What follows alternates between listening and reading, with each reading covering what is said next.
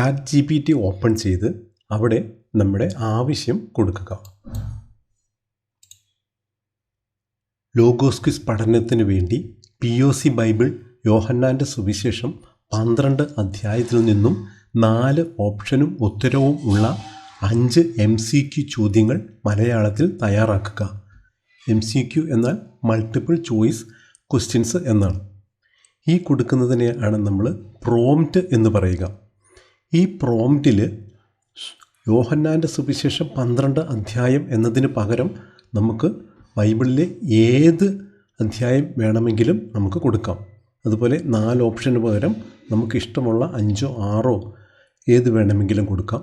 അതുപോലെ തന്നെ 5 MCQ ചോദ്യങ്ങൾക്ക് പകരം 50 എന്നോ 100 എന്നോ കൊടുത്താൽ അത്രയും ചോദ്യങ്ങൾ നിമിഷ നേരങ്ങൾ കൊണ്ട് തന്നെ ChatGPT നമുക്ക് തയ്യാറാക്കി തരും. നമുക്ക് ഈ പ്രോംപ്റ്റ് ഒന്ന് സബ്മിറ്റ് ചെയ്ത് നോക്കാം, എന്താണ് സംഭവിക്കുക എന്നറിയാം.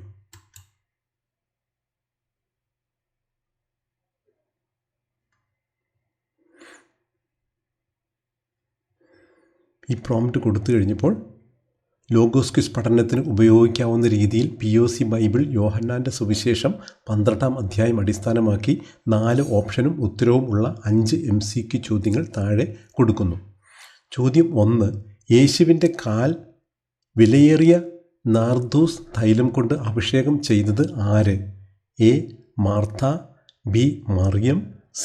മഗ്ദലന മറിയം, D. എലിസബത്ത്. ഉത്തരം B. മറിയം. വചനം യോഹന്നാൻ 12:3. ഇവിടെ നമ്മൾ ശ്രദ്ധിക്കേണ്ട 1-2 കാര്യങ്ങൾ. ഒന്ന്, ട്രാൻസ്ലേഷൻ്റെ സമയത്ത് മലയാളം വാക്കുകൾ ചിലപ്പോൾ കൃത്യമായിട്ട് വന്നു എന്ന് വരില്ല.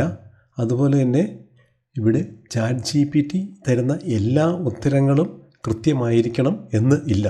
ഇത്തരം അവസരങ്ങളിൽ നമ്മൾ നമ്മുടെ കോമൺ സെൻസും വിവേകവും ഉപയോഗിക്കുക എന്നത് മാത്രമാണ് വഴി. ഉദാഹരണത്തിന് ഇവിടെ മറിയം എന്നും പറയുന്നുണ്ട്, മഗ്ദലന മറിയം എന്നും പറയുന്നുണ്ട്. യഥാർത്ഥത്തിൽ മഗ്ദലന മറിയവും ഒരേ ആൾ തന്നെയാണ്. അപ്പോൾ ഇത്തരം കാര്യങ്ങൾ നമ്മൾ ശ്രദ്ധിക്കണം എന്ന് മാത്രം. ചോദ്യം 2. യേശുവിൻ്റെ അഭിഷേകത്തിനെതിരെ പരാതി പറഞ്ഞ ശിഷ്യൻ ആര്? ചോദ്യം 3. യേശു ജെറുസലേമിലേക്ക് പ്രവേശിക്കുമ്പോൾ ജനങ്ങൾ എന്ത് വിളിച്ചു ചൊല്ലി?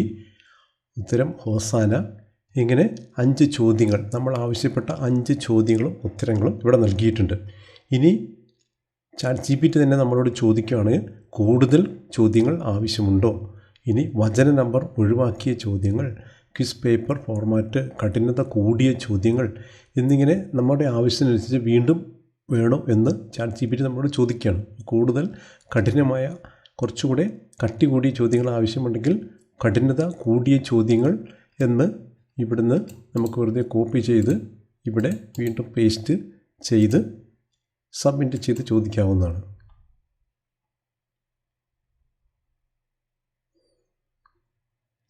അപ്പോൾ ചോദ്യങ്ങൾ ഇങ്ങനെയാണ്. യേശുവിൻ്റെ കാലുകളിൽ നാർദോസ് തൈലം ഒഴിച്ചതിന് ശേഷം മറിയം ചെയ്തത് എന്ത്? ഉത്തരം തൻ്റെ തലമുടി കൊണ്ട് തുടച്ചു. ഇങ്ങനെ വീണ്ടും 5 ചോദ്യങ്ങൾ കൂടി നൽകിയിട്ടുണ്ട്. ഇപ്രകാരം വളരെ എളുപ്പത്തിൽ നമുക്ക് ബൈബിൾ ക്വിസിന് ആവശ്യമായ ചോദ്യോത്തരങ്ങൾ ഉണ്ടാക്കിയെടുക്കാവുന്നതാണ്. ഇവിടെ നമ്മൾ ശ്രദ്ധിക്കണം എന്ന് മാത്രമേ ഉള്ളൂ. ഈശോ മിശിഹായ്ക്ക് സ്തുതിയായിരിക്കട്ടെ. ആർട്ടിഫിഷ്യൽ ഇൻ്റലിജൻസ് അഥവാ നിർമ്മിത ബുദ്ധിയുടെ കാലഘട്ടത്തിലാണല്ലോ നമ്മളിന്ന് ജീവിക്കുന്നത്. ഈ നിർമ്മിത ബുദ്ധിയെ ലോഗോസ് ക്വിസ് പഠനത്തിനായി എങ്ങനെ ഉപയോഗപ്പെടുത്താം എന്നതിനെക്കുറിച്ചാണ് ഈ ഒരു വീഡിയോ. കഴിഞ്ഞ ചില അധ്യായങ്ങളിൽ നിർമ്മിത ബുദ്ധിയുടെ സഹായത്താൽ തയ്യാറാക്കിയ വിവരണങ്ങൾ നിങ്ങൾ കേട്ട് കാണുമല്ലോ. നിർമ്മിത ബുദ്ധിയുടെ സഹായത്താൽ ലോഗോസ് ക്വിസ് പഠിക്കാൻ നിരവധി മാർഗങ്ങളുണ്ട്. അതിൽ ഏറ്റവും സിമ്പിൾ ആയിട്ടുള്ള ചില കാര്യങ്ങൾ മാത്രമാണ് ഇവിടെ അവതരിപ്പിക്കുന്നത്. നിർമ്മിത ബുദ്ധിയുമായി ബന്ധപ്പെട്ട എൻ്റെ അനുഭവം കൂടി പങ്കുവയ്ക്കാം. 1993 കോഴിക്കോട് റീജിയണൽ എഞ്ചിനീയറിംഗ് കോളേജിൽ, ഇന്നത്തെ നാഷണൽ ഇൻസ്റ്റിറ്റ്യൂട്ട് ഓഫ് ടെക്നോളജിയിൽ PhD വിദ്യാർത്ഥിയായി ജോയിൻ ചെയ്തപ്പോൾ ഗവേഷണത്തിനായി ഞാൻ തിരഞ്ഞെടുത്ത ഒരു വിഷയം ആർട്ടിഫിഷ്യൽ ഇൻ്റലിജൻസ് അഥവാ നിർമ്മിത ബുദ്ധിയായിരുന്നു. ഗവേഷണത്തിനുള്ള ഒരുക്കങ്ങൾ കാണുവാനിടയായ ഒരു അധ്യാപകൻ എന്നോട് പറഞ്ഞു, ആർട്ടിഫിഷ്യൽ ഇൻ്റലിജൻസ് സാച്ചുറേറ്റഡായി, അതിനി അധികം മുൻപോട്ട് പോകാൻ സാധ്യമല്ല. അതിനാൽ ഗവേഷണം നടത്തി വെറുതെ സമയം കളയണ്ട എന്ന്. അങ്ങനെ ഞാൻ മറ്റൊരു വിഷയത്തിൽ ഗവേഷണം ആരംഭിച്ചു. 30 വർഷങ്ങൾക്ക് ശേഷം തിരിഞ്ഞു നോക്കുമ്പോൾ കാണുന്നത് നിർമ്മിത ബുദ്ധി ഏതാണ്ട് എല്ലാ മേഖലകളിലേക്കും കടന്നു കയറിക്കൊണ്ടിരിക്കുന്നതാണ്. ആദ്യം തന്നെ പറയട്ടെ, എൻ്റെ ഒരു വീഡിയോയിലും ഞാൻ നിർമ്മിത ബുദ്ധി ഉപയോഗിച്ച് ചോദ്യോത്തരങ്ങൾ ഉണ്ടാക്കിയിട്ടില്ല. എല്ലാം ഞാൻ തന്നെ ആലോചിച്ചുണ്ടാക്കിയവയാണ്. നമുക്ക് വിഷയത്തിലേക്ക് കടക്കാം. നിർമ്മിത ബുദ്ധിയുടെ സഹായത്താൽ ലോഗോസ് ക്വിസ് ചോദ്യങ്ങൾ വളരെ എളുപ്പത്തിൽ എങ്ങനെ തയ്യാറാക്കാം എന്ന് പരിശോധിക്കാം. അതിനായി ChatGPT ഓപ്പൺ ചെയ്ത് അവിടെ ഇങ്ങനെ ടൈപ്പ് ചെയ്യുക: generate 5 MCQ questions from chapter 1 of Galatians from POC Bible with 4 options in Malayalam. ഇവിടെ നമ്മൾ പഠിക്കാൻ പോകുന്ന ഗലാത്യക്കാർക്കുള്ള ലേഖനത്തിൻ്റെ 1-ാമത്തെ അധ്യായത്തിൽ നിന്നുള്ള ചോദ്യങ്ങളാണ് നമ്മളിവിടെ ആവശ്യപ്പെടുന്നത്. ഇനി ഈ പ്രോംപ്റ്റിനെ നമുക്ക് ഒന്ന് സബ്മിറ്റ് ചെയ്ത് നോക്കാം.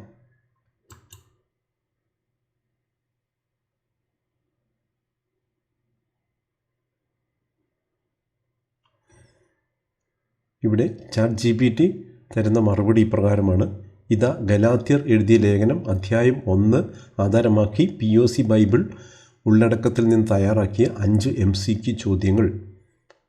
1-ാമത്തെ ചോദ്യം: പൗലോസ് തൻ്റെ അപ്പസ്തോലത്വം ആരാൽ ലഭിച്ചതായി പറയുന്നു? എൻ്റെ ഉത്തരം സി, യേശുക്രിസ്തുവും പിതാവായ ദൈവവും. ഇങ്ങനെ നമുക്ക് 5 ചോദ്യോത്തരങ്ങൾ വളരെ വേഗത്തിൽ ലഭിച്ചു. ഇനി നമുക്ക് 5-ന് പകരം 50 എന്ന് കൊടുത്തു നോക്കാം. ഇവിടെ നമ്മൾ 5 MCQന് പകരം 50 MCQ 50 ചോദ്യങ്ങൾ എന്ന് കൊടുത്തു നോക്കാം.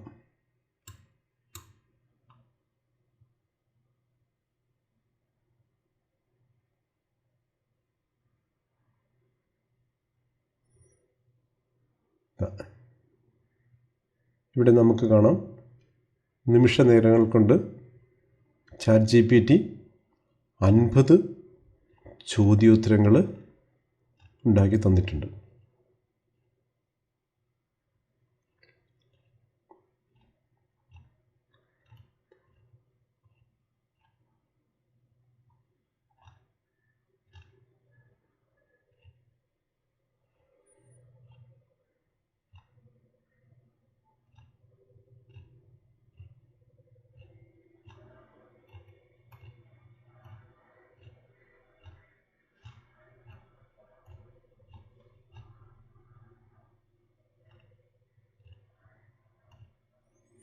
ചോദ്യോത്തരങ്ങൾ ഉണ്ടാക്കിക്കൊണ്ടിരിക്കുകയാണ്.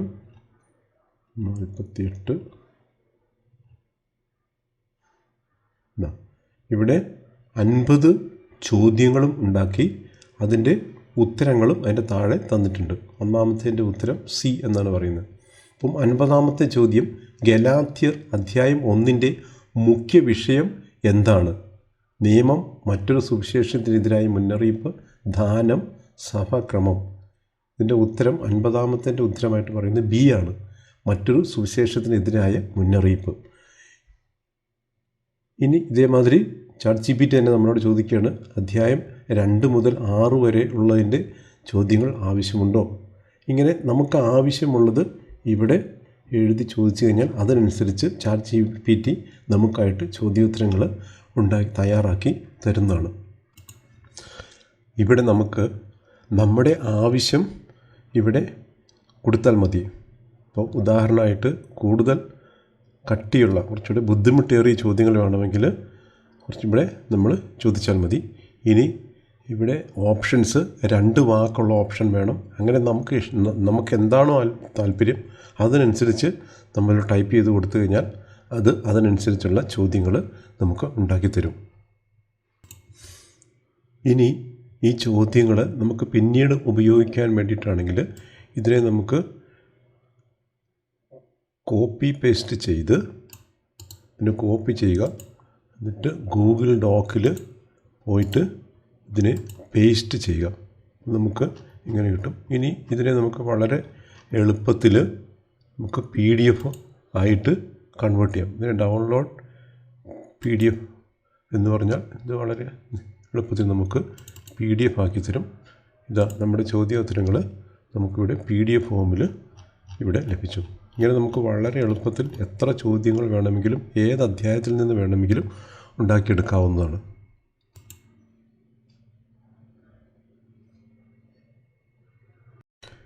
അടുത്തതായി ഇതേ പ്രോംപ്റ്റ് തന്നെ എലോൺ മസ്കിൻ്റെ കമ്പനി ഡെവലപ്പ് ചെയ്ത ഗ്രോക്ക് എന്ന ആപ്ലിക്കേഷനിൽ കൊടുത്തു നോക്കാം.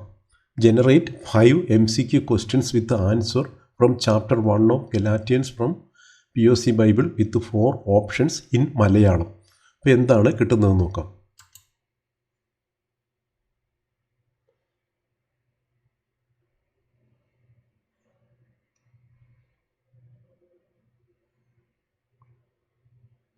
ഇവിടെ ചോദ്യം 1, പൗലോസ് തന്നെ എങ്ങനെയാണ് വിശേഷിപ്പിക്കുന്നത്?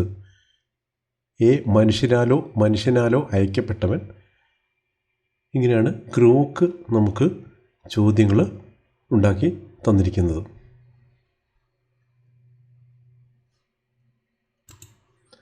അടുത്തതായിട്ട് ചൈന ഡെവലപ്പ് ചെയ്ത ഡീപ്സീക്ക് എന്ന ആപ്ലിക്കേഷനിൽ ഇതേ ചോദ്യം ഒന്ന് കൊടുത്തു നോക്കാം.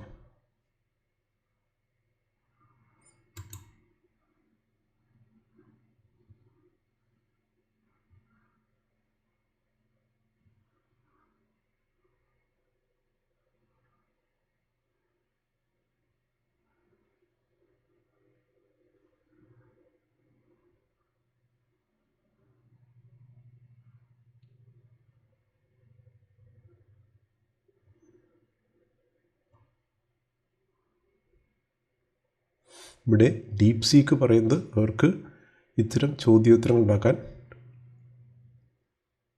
വലിയ ജോലിയാണ് എന്നാണ് പറയുന്നത്. അപ്പോൾ അവർ ഉദാഹരണമായിട്ട് കുറേ ചോദ്യങ്ങൾ ഉണ്ടാക്കി തരുന്നുണ്ട്.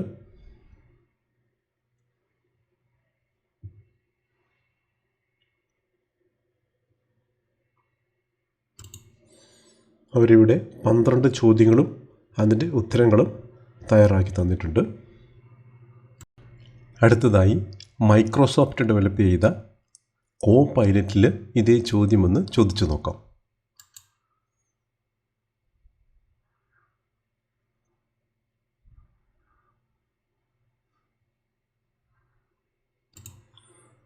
ഇവിടെ അവർ ലൈവായിട്ട് ചെയ്യത്തക്ക രീതിയിലാണ് ചോദ്യോത്തരങ്ങൾ തന്നിരിക്കുന്നത്. ഗലാത്യർ 1:1 പൗലോസ് തൻ്റെ അപ്പസ്തോലത്വം ആരിൽ നിന്നാണെന്ന് പറയുന്നു. ഇവിടെ യേശുക്രിസ്തുവിലും ദൈവപിതാവിൽ നിന്ന്. എൻ്റെ ഉത്തരം ശരിയാണ്. അടുത്തത് രണ്ടാമത്തെ ചോദ്യം, ഗലാത്യർ 1:4 പ്രകാരം യേശുക്രിസ്തു എന്തിനായി തൻ്റെ ജീവൻ കൊടുത്തു? ഉത്തരം പാപങ്ങളിൽ നിന്ന് നമ്മെ വിടുവിക്കാനായി. ഇവിടെ ഉത്തരം ശരിയാണ്. ഇങ്ങനെ നമുക്ക് ലൈവായിട്ട് ചോദ്യോത്തരങ്ങൾ ചെയ്യാവുന്നതാണ്. അടുത്തതായിട്ട് വാട്സാപ്പ് ഫേസ്ബുക്ക് കമ്പനി ഡെവലപ്പ് ചെയ്ത മെറ്റ AI ഇതേ ചോദ്യം കൊടുത്തു നോക്കാം.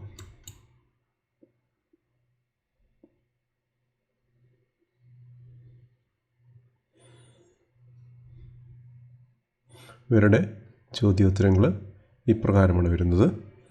പക്ഷേ ഇവിടെ അവസാനം പറയുന്നു, എനിക്കിപ്പോഴും മലയാളം മനസ്സിലാവില്ല, എങ്കിലും ഞാൻ അത് സംബന്ധിച്ച് പ്രവർത്തിക്കുകയാണ്. അതായത് മെറ്റ AIക്ക് മലയാളം അവർ ചെയ്തുകൊണ്ടിരിക്കുന്നതേ ഉള്ളൂ എന്നാണ് പറയുന്നത്. അടുത്തത് പെർപ്ലെക്സിറ്റി എന്ന ആപ്ലിക്കേഷനാണ്. ഇവിടെ നമ്മൾ ചോദ്യമായിട്ട് കൊടുത്താൽ ചിലപ്പം കൃത്യമായി വന്നെന്ന് വരില്ല. അതിന് പകരം നമ്മൾ അധ്യായം മുഴുവനായിട്ടും ഇവിടെ പേസ്റ്റ് ചെയ്യുന്നു. ഉദാഹരണമായിട്ട് യോഹന്നാൻ്റെ സുവിശേഷം 12-ാം അധ്യായം നമ്മൾ അങ്ങനെ തന്നെ ഇവിടെ പേസ്റ്റ് ചെയ്തിരിക്കുകയാണ്. എന്നിട്ട് നമ്മൾ ഇത് സബ്മിറ്റ് ചെയ്ത് കഴിഞ്ഞാൽ എന്താണ് വരുന്നത് നോക്കാം.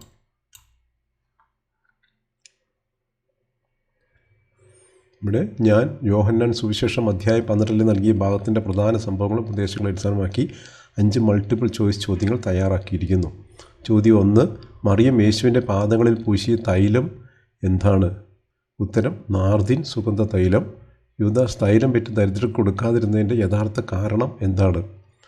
ഇങ്ങനെ 5 ചോദ്യങ്ങൾ ഇവർ തയ്യാറാക്കി തന്നിരിക്കുന്നു. ഇത് കുറേ കൂടെ മെച്ചപ്പെട്ട ചോദ്യവും ഓപ്ഷൻസുമാണ്. അടുത്തത് ഗൂഗിൾ ജെമിനിയിൽ ഇതേ പ്രോംപ്റ്റ് ഒന്ന് കൊടുത്തു നോക്കാം. ഇതുവരെ കണ്ടതിലേക്ക് വെച്ച് ഏറ്റവും നന്നായിട്ട് മലയാളം കൈകാര്യം ചെയ്യുന്നത് ഗൂഗിൾ ജെമിനി ആയിട്ടാണ് കണ്ടിരിക്കുന്നത്. നമുക്ക് ഇതൊന്ന് സബ്മിറ്റ് ചെയ്ത് നോക്കാം.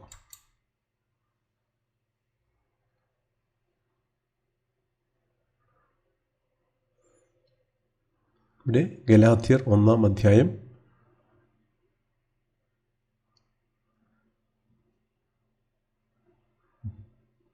ചോദ്യം 5. ക്രിസ്തുവിനെ ദർശിച്ച ശേഷം പൗലോസ് അപ്പോസ്തലൻ കേഫായെ സന്ദർശിക്കാൻ ജെറുസലേമിലേക്ക് പോയത് എത്ര വർഷത്തിന് ശേഷമാണ്? എ 1 വർഷം, ബി 3 വർഷം, സി 5 വർഷം, ഡി 10 വർഷം. ഇതിൻ്റെ ഉത്തരങ്ങൾ ഇവിടെ അവസാനം കൊടുത്തിട്ടുണ്ട്. ബി 3 വർഷം. അപ്പം നമുക്ക് ഏറ്റവും നല്ലത് ഈ ഗൂഗിൾ ജെമിനി ആയിരിക്കും. കാരണം ഏറ്റവും നന്നായിട്ട് മലയാളം നല്ല ചോദ്യങ്ങൾ തരുന്നത് ഗൂഗിൾ ജെമിനിയാണ്. നമുക്കിവിടെ മലയാളത്തിൽ വേണമെങ്കിലും ചോദ്യങ്ങൾ ചോദിക്കാവുന്നതാണ്.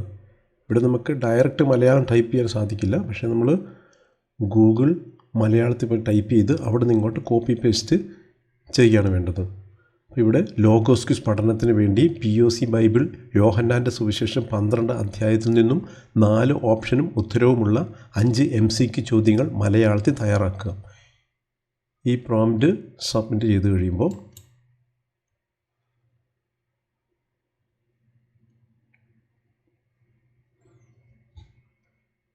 ഇവിടെ നമുക്ക് ലൈവായിട്ട് ചെയ്യത്തക്ക രീതിയിലാണ് അവർ ചോദ്യങ്ങൾ തയ്യാറാക്കിയിരിക്കുന്നത്. പെസഹ തിരുനാളിന് എത്ര ദിവസം മുമ്പാണ് യേശു ബെഥാനിയയിൽ എത്തിയത്? ഉത്തരം നമുക്കിവിടെ തന്നെ ഉത്തരം മാർക്ക് ചെയ്യാം, 6 ദിവസം. അപ്പം ദാറ്റ്സ് റൈറ്റ്, ആ ഉത്തരം ശരിയാണെന്ന് പറയുന്നു. രണ്ടാമത്തെ ചോദ്യം, യേശുവിൻ്റെ പാദങ്ങളിൽ പൂശാൻ മറിയം എടുത്ത സുഗന്ധതൈലം ഏത് ഇനത്തിൽപ്പെട്ടതായിരുന്നു? ഇവിടെ ജഡമാംസി, എൻ്റെ മലയാളം വാക്കാണെന്ന് തോന്നുന്നു. അടുത്തത്, ഈ സുഗന്ധതൈലം വിറ്റ് ദരിദ്രർക്ക് കൊടുക്കാത്തത് എന്ത് എന്ന് ചോദിച്ച ശിഷ്യൻ ആരാണ്? ഉത്തരം യൂദാസ് കറിയാത്ത. അത് ശരി ഉത്തരമാണ്. അടുത്തത്, യേശു ജെറുസലേമിലേക്ക് പ്രവേശിക്കുമ്പോൾ ജനങ്ങൾ പിടിച്ചിരുന്ന മരത്തിൻ്റെ ചില്ലകൾ ഏവ? ഇവിടെ ഉത്തരം ഈന്തപ്പന. ഉത്തരം ശരിയാണ്. ദെൻ യേശുവിനെ കാണാൻ ആഗ്രഹിച്ച വിദേശികൾ ആരായിരുന്നു? ഉത്തരം ഗ്രീക്കുകാർ. ഉത്തരം ശരിയാണ്. അപ്പോൾ ഇവിടെ നമുക്ക് 100% മാർക്ക് കിട്ടി. എങ്ങനെ നമുക്ക് ലൈവായിട്ട് എത്ര ചോദ്യങ്ങൾ വേണമെങ്കിലും ചെയ്യാനുള്ള സൗകര്യം ഈ ഒരു ഗൂഗിൾ ജെമിനിയിലുണ്ട്. ഈ ചോദ്യങ്ങളെയും നമുക്ക് വേണമെങ്കിൽ PDF ഫോർമാറ്റിലേക്ക് ആക്കാം. ഇവിടെ നമ്മൾ ഡോക്യുമെൻ്റ് ഫോർമാറ്റിലേക്ക് കൺവേർട്ട് ചെയ്ത് തരാൻ പറയുകയാണ്. അപ്പോൾ ഗൂഗിൾ ജെമിനി നമുക്ക് ആ ഒരു രീതിയിലേക്ക് ആക്കി തന്നു. ഇനി ഇതിനെ നമുക്ക് വേണമെങ്കിൽ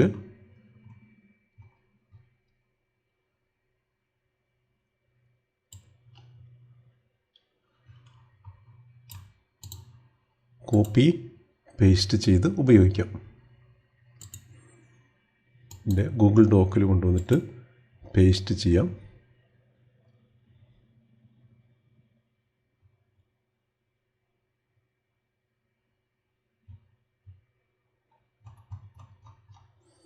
ഇതിനെ നമുക്ക് വളരെ എളുപ്പത്തിൽ PDF ആയിട്ട് കൺവേർട്ട് ചെയ്ത് ഉപയോഗിക്കാവുന്നതാണ്. ഇത് ഇതിൻ്റെ PDF ഫോർമാറ്റ്. അപ്പോൾ നമുക്ക് വളരെ എളുപ്പത്തിൽ എത്ര ചോദ്യങ്ങളും ഉത്തരങ്ങളും വേണമെങ്കിൽ ഇങ്ങനെ തയ്യാറാക്കാവുന്നതാണ്. അതുപോലെ തന്നെ ഒരു ചോദ്യം കൊടുത്തിട്ട് അതിൻ്റെ ഓപ്ഷൻസ് വേണമെങ്കിൽ അത് നമുക്ക് ചോദിക്കാവുന്നതാണ്. ഗിവ് മീ 5 ഓപ്ഷൻസ് ഫ്രം ലാസർ താമസിച്ചിരുന്നത് എവിടെയായിരുന്നു എന്ന പ്രോംപ്റ്റ് ഒന്ന് കൊടുത്തു നോക്കാം.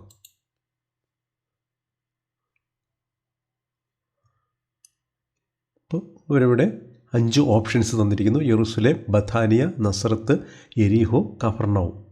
അപ്പം ശരി ഉത്തരം ലാസർ താമസിച്ചിരുന്നത് ബഥാനിയ എന്ന ഗ്രാമത്തിലായിരുന്നു. ഇപ്രകാരം നമുക്ക് ചോദ്യം കൊടുത്തിട്ട് അതിൻ്റെ ഓപ്ഷൻസും ചോദിക്കാവുന്നതാണ്.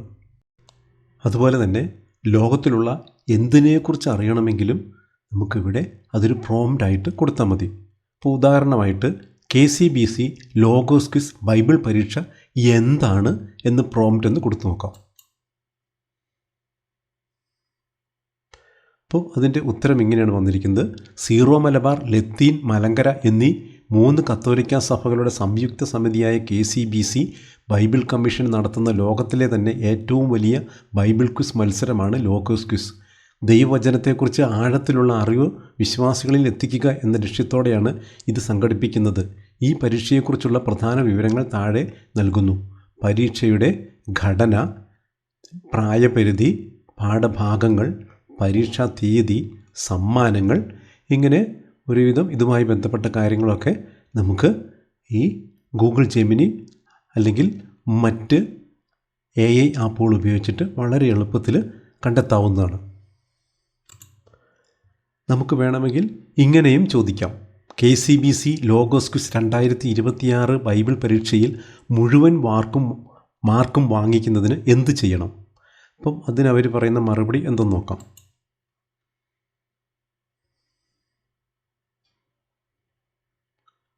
മറുപടി ഇങ്ങനെയാണ്. 2026 ലോഗോസ് ക്വിസ് പരീക്ഷയിൽ മുഴുവൻ മാർക്കും നേടുക എന്നത് കൃത്യമായ പ്ലാനിങ്ങും ചിട്ടയായ പഠനവും ഉണ്ടെങ്കിൽ സാധ്യമായ ഒന്നാണ്. ഈ വർഷത്തെ സിലബസ് അനുസരിച്ച് താഴെ പറയുന്ന കാര്യങ്ങൾ ശ്രദ്ധിക്കുക. സിലബസ് കൃത്യമായി പഠിക്കുക, പഠന രീതികൾ, സ്കോറിംഗ് ടിപ്പുകൾ, ശ്രദ്ധിക്കേണ്ട കാര്യങ്ങൾ, ഇങ്ങനെ 3-4 കാര്യങ്ങൾ ഇവരോട് പറയുന്നുണ്ട്. പക്ഷേ നമുക്കറിയാം, ലോഗോസ് ക്വിസ് പരീക്ഷയ്ക്ക് മുഴുവൻ മാർക്കും വാങ്ങിക്കാനുള്ള ഏറ്റവും എളുപ്പമാർഗ്ഗം എന്ന് പറയുന്നത് എല്ലാ വചനങ്ങളും കാണാപ്പാഠം പഠിക്കുക എന്നത് മാത്രമാണ്. ബൈബിളുമായി ബന്ധപ്പെട്ട എന്ത് സംശയം വേണമെങ്കിലും നമുക്കിവിടെ ചോദിക്കാം. ഉദാഹരണമായിട്ട്, യേശുവിൻ്റെ ശിഷ്യനായ യോഹന്നാന് പിന്നീട് എന്ത് സംഭവിച്ചു എന്ന് ചോദിച്ചു നോക്കാം. അതിൻ്റെ മറുപടി ഇപ്രകാരമാണ്. യേശുവിൻ്റെ 12 ശിഷ്യന്മാരിൽ ഏറ്റവും പ്രിയപ്പെട്ടവൻ എന്ന് വിശേഷിപ്പിക്കപ്പെടുന്ന യോഹന്നാൻ ശ്ലീഹായുടെ ജീവിതം അത്ഭുതകരവും സംഭവബഹുലവുമാണ്. ബൈബിളിലെ പുതിയ നിയമത്തിനും സഭാചരിത്രത്തിനും അനുസൃതമായി അദ്ദേഹത്തിന് പിന്നീട് സംഭവിച്ച കാര്യങ്ങൾ താഴെ പറയുന്നവയാണ്. സഭയുടെ നെടും തൂൺ, എഫേസോസിലെ താമസം, പത്മോസ് ദ്വീപിലെ നാടുകടത്തൽ, രക്തസാക്ഷിയാകാത്ത ഏക ശിഷ്യൻ, രചനകൾ, യോഹന്നാൻ്റെ സുവിശേഷം, 3 ലേഖനങ്ങൾ, വെളിപാട് പുസ്തകം. ഏതാണ്ട് 100 വയസ്സിനോടടുത്ത് എഫേസോസിൽ വെച്ചാണ് അദ്ദേഹം അന്തരിച്ചത്. ഇങ്ങനെ ഇതുമായി ബന്ധപ്പെട്ട സംശയം നമുക്ക് ഇങ്ങനെ വളരെ എളുപ്പത്തിൽ ദൂരീകരിക്കാവുന്നതാണ്. മറ്റൊരു ചോദ്യം ഇപ്രകാരം ചോദിക്കാം. യോഹന്നാൻ്റെ സുവിശേഷത്തിൽ പറയുന്ന ലാസറിന് പിന്നീട് എന്ത് സംഭവിച്ചു? അതിൻ്റെ മറുപടിയായിട്ട് വരുന്നത്, യേശു മരിച്ചവരിൽ നിന്ന് ഉയർപ്പിച്ച ലാസറിനെക്കുറിച്ച് ബൈബിളിന് പുറത്തുള്ള സഭാപാരമ്പര്യങ്ങളിലും ചരിത്രരേഖകളിലും രസകരമായ പല വിവരങ്ങളുമുണ്ട്. ബൈബിളിൽ ലാസറിൻ്റെ ഉയർപ്പിന് ശേഷമുള്ള കാര്യങ്ങളെക്കുറിച്ച് അധികം പറയുന്നില്ലെങ്കിലും പാരമ്പര്യങ്ങൾ വിരൽ ചൂണ്ടുന്നത് പ്രധാനമായി 2 കാര്യങ്ങളിലേക്കാണ്. ഒന്ന്, സൈപ്രസിലെ ബിഷപ്പ്, കിഴക്കൻ സഭയുടെ വിശ്വാസം. ഫ്രാൻസിലെ സുവിശേഷകൻ, പാശ്ചാത്യ സഭയുടെ വിശ്വാസം. ലാസറിനെക്കുറിച്ചുള്ള മറ്റ് ചില പ്രത്യേകതകൾ. 2-ാം മരണം, ലാസർ ഉയർത്തെഴുന്നേറ്റ ശേഷം ഒരിക്കലും ചിരിച്ചിട്ടില്ല എന്ന് പറയപ്പെടുന്നു. നരകത്തിൽ താൻ കണ്ട കാഴ്ചകൾ അദ്ദേഹത്തെ ഗൗരവക്കാരനാക്കി എന്നാണൊരു വിശ്വാസം. എന്നാൽ ആരെങ്കിലും പാപം ചെയ്യുന്നത് കാണുമ്പോൾ മാത്രം അദ്ദേഹം ചിരിക്കുമായിരുന്നത്രേ. മണ്ണായ മനുഷ്യൻ മണ്ണിൽ പാപം ചെയ്യുന്നത് കണ്ട്. യഹൂദന്മാരുടെ ഗൂഢാലോചന. ഒരു രസകരമായ വസ്തുത, സൈപ്രസിലെ അദ്ദേഹത്തിൻ്റെ കല്ലറയിൽ ഇങ്ങനെ എഴുതിയിരുന്നതായി പറയപ്പെടുന്നു. ലാസർ യേശുവിൻ്റെ സുഹൃത്ത്, 4 ദിവസം മരിച്ചവൻ. ലാസറിൻ്റെ സഹോദരിമാരായ മറിയത്തെക്കുറിച്ചോ മർത്തായെക്കുറിച്ചുള്ള കൂടുതൽ വിവരങ്ങൾ അറിയാൻ നിങ്ങൾക്ക് താല്പര്യമുണ്ടോ? ChatGPTയിൽ മറ്റൊരു സംശയം ഇങ്ങനെ ചോദിക്കാം. ഹെറോദേസ് തലമുറ ഏതൊക്കെയാണ്? എന്താണ് മറുപടി എന്ന് നോക്കാം.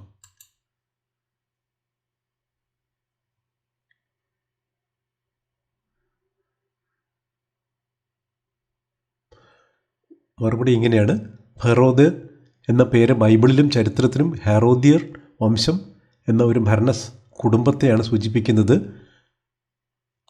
തലമുറകൾ: 1, ഹെറോദേസ് മഹാൻ, ഹെറോദ് ദ ഗ്രേറ്റ്, യേശുവിൻ്റെ ജനനകാലത്തെ രാജാവ്, ബെത്ലഹേമിലെ കുഞ്ഞുങ്ങളുടെ കൊലപാതകവുമായി ബന്ധപ്പെട്ടിരിക്കുന്നു.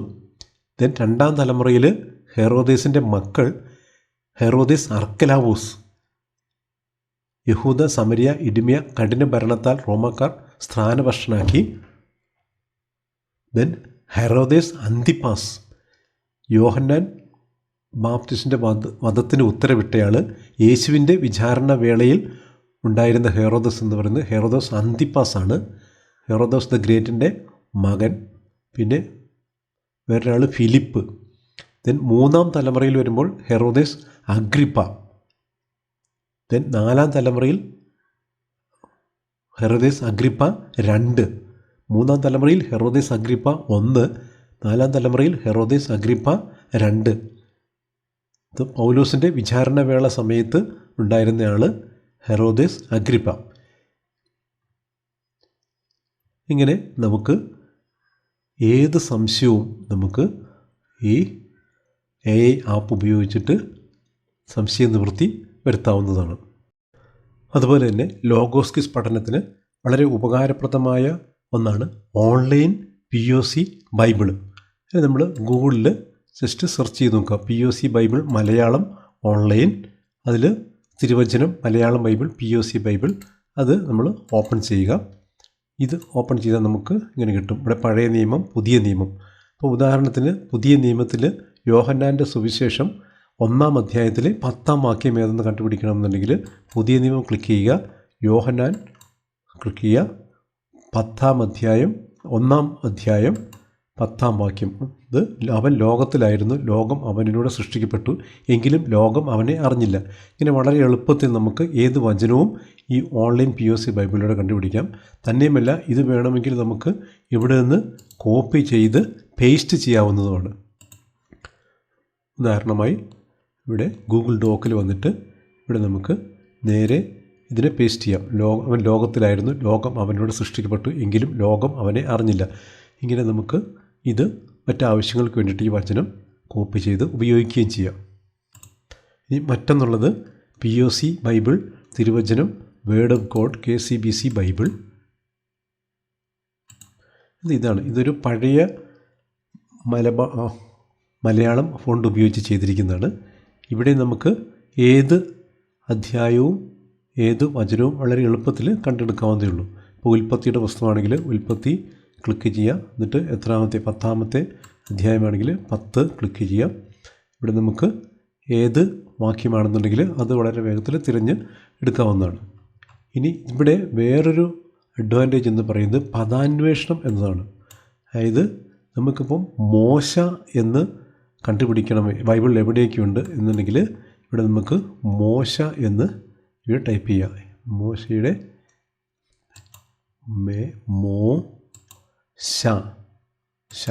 ഇനി മോശ എന്ന് നമ്മളിവിടെ ഇവിടെ നമ്മൾ ടൈപ്പ് ചെയ്ത് തരുന്നു. ഇനി ഇവിടെ പുതിയ നിയമത്തിലോ പഴയ നിയമത്തിലോ ചോദിക്കുന്നുണ്ട്. അപ്പോൾ പുതിയ നിയമത്തിൽ എത്ര സ്ഥലത്ത് മോശ എന്ന് വരുന്നുണ്ടെന്ന് കാണുന്നതിനായി പുതിയ നിയമത്തിൽ തിരയുക. അപ്പോൾ നമുക്ക് കാണാം മത്തായിയുടെ സുവിശേഷം 8:4 ഇങ്ങനെ നിരവധി സ്ഥലത്ത് മോശ എന്ന വാക്ക് കാണുന്നുണ്ട്. ലൂക്ക 9:30 അപ്പോൾ 2 പേർ മോശയും ഏലിയായും. അങ്ങനെ നമുക്ക് ഏത് വാക്കുമായി ബന്ധപ്പെട്ട് എവിടെയെല്ലാം വചനത്തിൽ വരുന്നുണ്ടെന്ന് എളുപ്പത്തിൽ കണ്ടുപിടിക്കാൻ വേണ്ടി ഈ ഒരു ഓൺലൈൻ POC ബൈബിൾ ഉപയോഗിക്കാവുന്നതാണ്. ഇനി ടൈപ്പ് ചെയ്യാതെ വോയിസ് ആയിട്ട് തന്നെ നിങ്ങൾക്ക് നിങ്ങളുടെ ആവശ്യങ്ങൾ ചോദിക്കാവുന്നതാണ്. അതിനുള്ള ഒരു മൊബൈൽ ആപ്പാണ് ഗൂഗിൾ ജെമിനി. നിങ്ങൾ പ്ലേ സ്റ്റോറിൽ പോയിട്ട് ഗൂഗിൾ ജെമിനി ഇൻസ്റ്റാൾ ചെയ്ത് കഴിഞ്ഞാൽ നിങ്ങൾക്ക് നിങ്ങളുടെ സംശയങ്ങൾ നിങ്ങളുടെ വോയിസ് ആയിട്ട് തന്നെ ചോദിക്കാം. അപ്പോൾ അതിന് മറുപടിയും വോയിസ് ആയിട്ട് തന്നെ നിങ്ങൾക്ക് ലഭിക്കുന്നതാണ്. അതുപോലെ തന്നെ നമുക്ക് ലോഗോസ് ക്വിസ് പഠനത്തിന് വളരെ ഉപകാരപ്രദമാകാവുന്ന ഒരു മൊബൈൽ ആപ്പാണ് ആത്മരക്ഷ എന്നത്. ഇത് ബൈബിൾ പഠനത്തിന് മാത്രമല്ല, പ്രാർത്ഥനയ്ക്കും മറ്റ് നിരവധി കാര്യങ്ങൾക്ക് വേണ്ടിയിട്ട് നമുക്കത് ഉപയോഗിക്കാവുന്നതാണ്. ആത്മരക്ഷ എന്ന ആപ്പ് നിങ്ങൾക്ക് ഗൂഗിൾ പ്ലേയിൽ പോയിട്ട് സെർച്ച് ചെയ്തിട്ട് നിങ്ങളുടെ മൊബൈലിൽ അത് ഇൻസ്റ്റാൾ ചെയ്യാവുന്നതാണ്. അപ്പം ആത്മരക്ഷ എന്നതിൻ്റെ ഫേസ് ഇങ്ങനെ വരുന്നു. ഇവിടെ നമുക്ക് POC ബൈബിൾ എന്ന് കാണാം. അവിടെ നമുക്ക് പുതിയ നിയമം, പഴയ നിയമം. ഇവിടെ ക്ലിക്ക് ചെയ്ത് കഴിഞ്ഞാൽ ഇതാ ഇവിടെ കാണിക്കുന്നുണ്ട്. നമ്മൾ ന്യൂ ടെസ്റ്റമെൻറ്റ് പുതിയ നിയമമാണെന്നുണ്ടെങ്കിൽ പുതിയ നിയമം ക്ലിക്ക് ചെയ്യുക. എന്നിട്ട് ഇവിടെ നമുക്ക് യോഹന്നാൻ്റെ സുവിശേഷം നമുക്ക് ഇഷ്ടമുള്ള ചാപ്റ്റർ തിരഞ്ഞെടുക്കാം. ഇനി ചാപ്റ്റർ 1. ഇനി ഇതിൻ്റെ അകത്ത് നമുക്ക് ഏതെങ്കിലും ഒരു പ്രത്യേക വചനം തിരഞ്ഞെടുക്കണമെന്നുണ്ടെങ്കിൽ അവിടെ നമുക്ക് 1-ാമത്തെ അധ്യായത്തിലെ 15-ാമത്തെ വാക്യം ഏത് എന്ന് പറഞ്ഞാൽ അത് ഓട്ടോമാറ്റിക്കായിട്ട് 15-ാമത്തെ വാക്യം, യോഹന്നാൻ അവന് സാക്ഷ്യം നൽകിക്കൊണ്ട് വിളിച്ചു പറഞ്ഞു, ഇവനെപ്പറ്റിയാണ് ഞാൻ പറഞ്ഞത്, എൻ്റെ പിന്നാലെ വരുന്നവൻ എന്നേക്കാൾ വലിയവനാണ്, കാരണം എനിക്ക് മുമ്പ് തന്നെ അവനുണ്ടായിരുന്നു. ഇങ്ങനെ നമുക്ക് വളരെ എളുപ്പത്തിൽ വാക്യങ്ങൾ കണ്ടുപിടിക്കാൻ പറ്റും. നമുക്ക് വചനം കാണാപ്പാടെ പഠിക്കുന്നതിന് വളരെ ഉപകാരപ്രദമായിട്ടുള്ള ഒരു ആപ്പാണ് ഈ ആത്മരക്ഷ എന്നത്. ഇനി ഇവിടെ നമുക്ക് വേറൊരു അഡ്വാൻറ്റേജ് എന്ന് പറയുന്നത് നമുക്ക് ഇതിൻ്റെ ഓഡിയോ കേൾക്കാൻ സാധിക്കുമെന്നുള്ളതാണ്. അപ്പോൾ ഇതിൻ്റെ ഓഡിയോ കാണുന്നതിന് ഇവിടെ താഴെ പ്ലേ എന്ന് കൊടുത്തു കഴിഞ്ഞാൽ നമുക്ക് വളരെ ഭംഗിയായിട്ട് ബൈബിൾ വചനം കേൾക്കാൻ സാധിക്കും. അധ്യായം 1.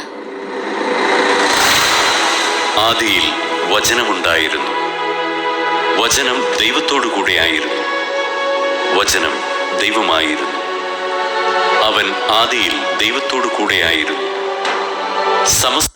ഇപ്രകാരം നമുക്ക് വചനം ഓഡിയോ ആയിട്ട് കേൾക്കാൻ സാധിക്കും. ഇത് നമുക്ക് പഠനത്തിന് വളരെ ഉപകാരപ്രദമാണ്. ഇനി ഇത് കൂടാതെ നമുക്ക് പലതരത്തിലുള്ള പ്രാർത്ഥനകൾ, നിരവധി പ്രാർത്ഥനകൾ, കുടുംബ പ്രാർത്ഥന, അനുദിന പ്രാർത്ഥനകൾ എന്നൊക്കെ പറഞ്ഞ് നിരവധി പ്രാർത്ഥനകളുണ്ട്. ഞാൻ അധികം ഉപയോഗിക്കുന്ന ഈ ഒരു ആപ്പാണ്, പ്രാർത്ഥനയ്ക്കും മറ്റുള്ള ബൈബിൾ പഠനങ്ങൾക്കും വായിക്കുന്നതിനൊക്കെ വേണ്ടി ഉപയോഗിക്കുന്ന ഒരു ആപ്പാണ് ആത്മരക്ഷ. ഇത് നിങ്ങൾക്കും വളരെ ഉപകാരപ്രദമായിരിക്കുമെന്ന് തോന്നുന്നു. ഇപ്രകാരം നൂതന സാങ്കേതിക വിദ്യകൾ ഉപയോഗിച്ച് നമുക്ക് ലോഗോസ് ക്വിസും ബൈബിളും അതുപോലെ ബൈബിളുമായി ബന്ധപ്പെട്ട മറ്റു പല കാര്യങ്ങളും വളരെ എളുപ്പത്തിൽ പഠിക്കാൻ സാധിക്കുന്നതാണ്.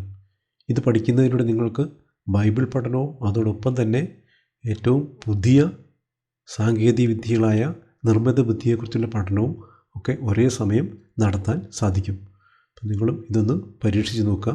ഇത് പഠിച്ചു കഴിഞ്ഞാൽ ആരുടെയും സഹായം കൂടാതെ തന്നെ നിങ്ങൾക്ക് ലോഗോസ് ക്വിസിന് സ്വയം പഠിക്കാവുന്നതാണ്.